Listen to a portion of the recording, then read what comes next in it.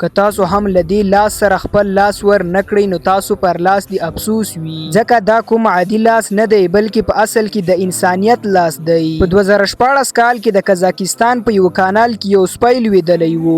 د هغه د ژغورلو لپاره یو زړور کس بې له فکره کانال ته ښکته شو، خو وروسته دواړه په کانال کې بند پاتې شول او راوتل ترې ناممکن ښکارېدل. په دغه وخت کې شاوخوا موجودو خلکو یو انساني ځنځیر جوړ کړ او په خپل یووالي او همت سره دواړه ژوندي وژغورل. د انسانیت د همدې ډکې شیبې د تل یادګار په توګه هلته دا مجسمې جوړې شوې. دا پیښه په 2014 کال کې پیښه شوې وه او 10 کاله وروسته په 2026 کال کې د یادګار په توګه دا مجسمې جوړې شوې. کله چې انسانان د یو د بل د ژغورنې او مرستې لپاره لاسونه سره ورکړي نو تر ټولو ناممکن کارونه هم ممکن کیږي. انسانیت په همدې یووالي او همدلۍ ژوندی دی. اتلولي یوازې په جګړو کې نه وي بلکې د یو بې ژبې ژوي د ژوند ژغورل او د خطر په وخت کې د بل چا لاس نیول د نړۍ تر ټولو لویه اتلولي ده. دا کیسه او مجسمې موږ ته راښایي چې زموږ نړۍ لا هم له داسې ښایسته او زړورو انسانانو ډکه ده. راځئ چې موږ هم په خپل ژوند کې د همداسې انساني ځنځیر یوه کړۍ ووسو.